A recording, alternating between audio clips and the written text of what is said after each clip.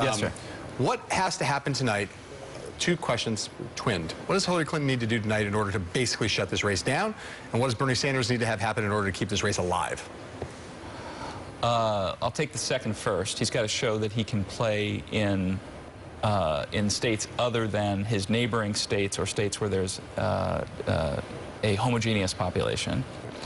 And I think for Secretary Clinton, it's as much message as it is how she does. She has to slowly begin the process of reaching into Bernie Sanders' core strength in this electorate, which are younger voters, women. She's going to have to do very well among the southern states with large non-white populations tonight.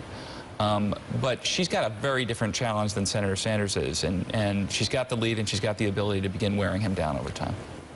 Steve, what do you think about those questions?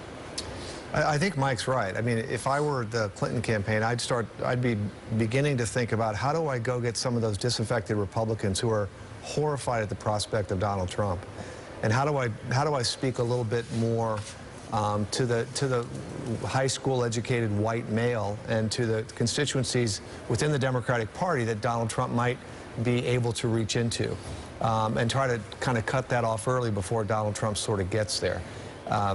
I think for Bernie Sanders, what he has to do, as Mike said, is show that he can play someplace outside of a lily white state.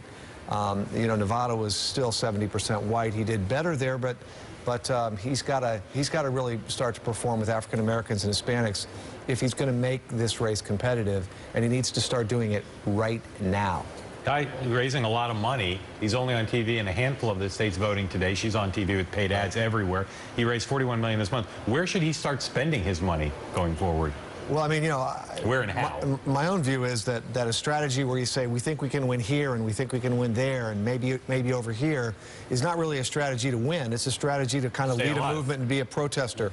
He's got enough money to actually go for it, and he probably should, because, you know, at some point people are going to begin to say, you know, Bernie, it's time. But what does going for it mean? Where do you spend $40 million in the rest of March? Well, I think they raised it at a time when they didn't have enough opportunity to spend it, so you probably look a little farther out and you say we're going to win some big states and here's what they are, because if they don't do that or something like that that begins to kind of focus people's attention, their attention is going to be focused on the fact that Bernie didn't win almost anywhere and that he didn't win by, or he didn't make it as close as he should have, and they're going to start to ask him, when are you going to get out? And that's what he does not want to have happen. Mike, these are two things are not at odds, but you guys just both talked a little bit about Hillary Clinton's challenge going forward. There's obviously a message challenge, but there's one point of emphasis where you could basically say, I'm going to start to pivot to the general election. I'm going to start talking about Republicans all the time. There's another that is about party healing, you know, and there's a bunch of, you can still go out Bernie Sanders into a lot of states right now and show up, and there's 10,000 people who want to see Bernie Sanders, more than Hillary Clinton will get at a week's worth of rallies. So he's got a lot of enthusiasm, a lot of young people who like him. Should she be more focused on trying to attract those people and get them enthused about her candidacy to work within the party, or is she supposed to, you think it'd be a better idea for her to put her emphasis on looking down the road at Republicans, taking on Trump, et cetera, et cetera? Well, she's got to do both, obviously. But I think first and foremost, it's less about disaffected voters. It's more about energizing the core constituencies that led to back-to-back victories for Barack Obama in 2008 and 2016. She's going to need an energized electorate, and while it may seem as though she can count on her opponent to do that, I think the electorate's going to be turned on its head, and she's going to need to start with a core, energized Democratic base. So I think that's her first priority. If Hillary Clinton came to you and said, Mike, I want you, getting a little ahead of ourselves, not declaring the race over, but let's say Hillary Clinton becomes the Democratic nominee, I want you to design a role for Bernie Sanders at the convention. What would a good role for him be? Well, look, she's going to have to capture not just his endorsement, but the energy and the support of his following now. And I think she does not underestimate the power of what he's built. And she realizes that an energized base of support is going to be important to her. So I would leave that wide open. I would want his endorsement when he's willing to give it and under what conditions that he's willing to give it.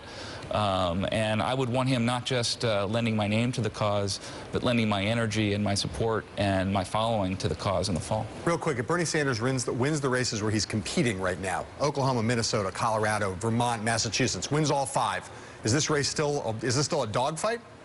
I don't know if it's a dogfight, but it certainly gives him a rationale for going on, and it gives him an opportunity to sort of place that $40 million out there in a way that he can become competitive. I don't think it makes him competitive right now, but I think it gives him the time and the space to actually go become competitive or not. All right. Thank you, Steve. Thank you, Mike. You guys are both great. Thank you. We'll have lots more on our super special, super duper Tuesday coverage after these words from our sponsors.